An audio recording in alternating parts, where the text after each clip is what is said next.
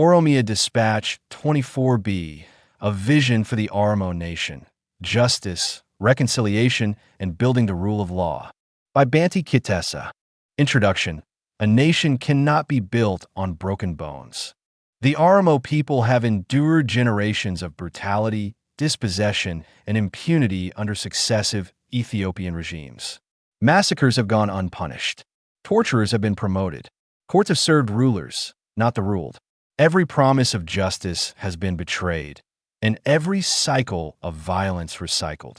But independence offers Oromia more than just an escape from empire. It offers an entrance into justice. It presents a once-in-a-generation opportunity to construct a legal system that reflects our history, values, and aspirations. Not just courts and codes, but a national ethic rooted in accountability, reconciliation, and human dignity. This second installment of A Vision for the Oromo Nation is intended to provide a foundation for scholars and legal experts to explore how Oromia can build a justice system that heals past wounds, safeguards rights, and empowers all its people. From punishment to accountability, reversing the imperial logic of law. In Ethiopia, law has long functioned as a tool of oppression. Under Haile Selassie, it upheld monarchical absolutism. Under the Derg, it justified mass executions. Under the EPRDF, it masqueraded as federalism while crushing dissent. Under Abiy Ahmed, it has been used to silence Oromo voices, imprison opposition leaders, and shield state violence. An independent Oromia must break from this legacy. It must reject law as a mechanism of domination and embrace it as a vehicle for justice. This means laws created by the people, enforced fairly, and applied equally, regardless of status or power. Foundational principles of Oromo justice. The justice system of a free Oromia should be anchored in 5 core principles. First, universal legal equality. No citizen, official, or institution is above the law. Secondly, due process and fair trials. All accused persons have a right to defense, appeal, and impartial judgment. Third, community-based resolution, incorporating Daawwadhaa values of consensus building and restorative justice. Fourth, truth and memory, which means past atrocities must be documented, acknowledged, and taught, not erased or denied. And finally, reconciliation over revenge. Justice must aim to heal, not to reopen old wounds. Transitional justice, confronting the past. Independence cannot erase the trauma of Kalidi, Mai Kliawi, Ombo, Dembidalo, the Eritrea and Gujii massacres, or the assassinations of Hachalu Hundessa and Badr Jessa. But it can provide the authority and legitimacy to address those crimes openly, honestly, and with dignity. 1. Truth, Justice, and Reconciliation Commission, TJRC. Collect testimonies, investigate abuses, and publicly report on human rights violations committed under Ethiopian rule. Prioritize national healing, institutional reform, and moral clarity, rather than punitive retribution. 2. Victim compensation and memorialization. Establish a national reparations fund and build public memorials to honor victims of state violence, land dispossession, and cultural erasure.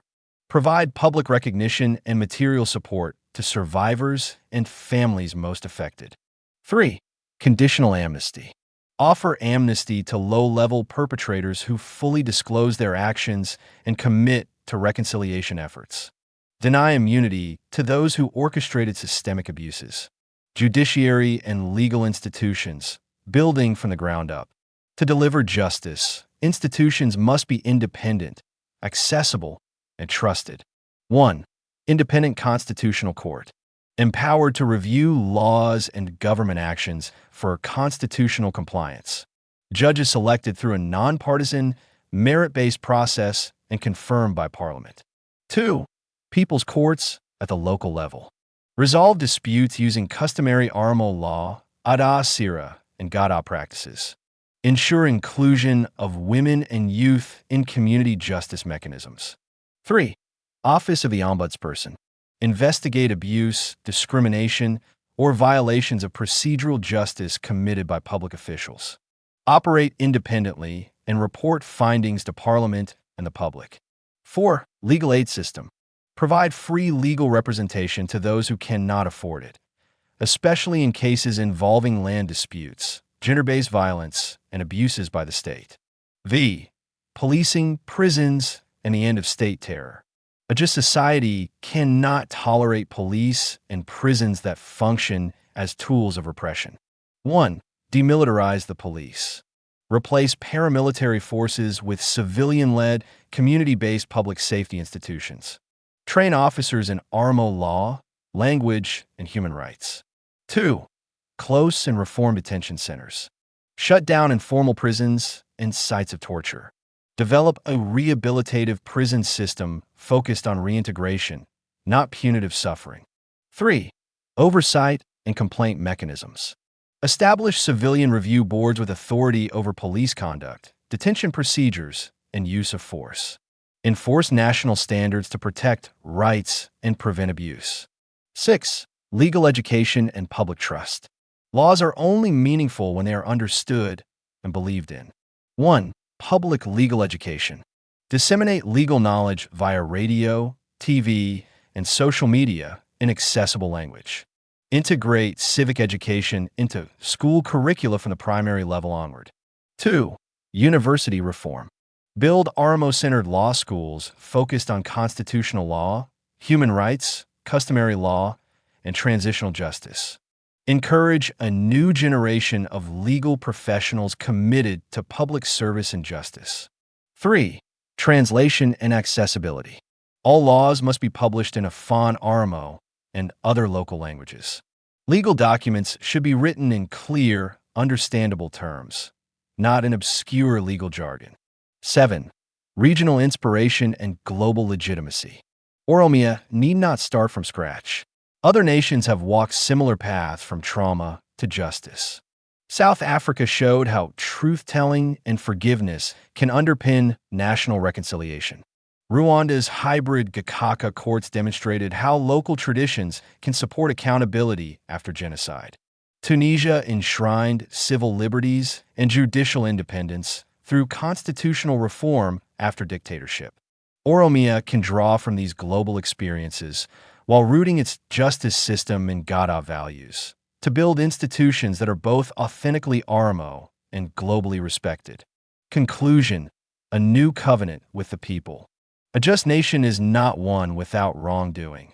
It is one where power is constrained, rights are protected, and dignity is restored. For Oromia, independence is not only a political goal, it is a moral one. We will not replicate the empire's courts. We will build courts where every citizen stands equal. We will not forget the blood that was shed. We will honor it with truth and healing. We will not seek vengeance. We will seek justice with wisdom, compassion, and resolve. This is the justice the Oromo people deserve.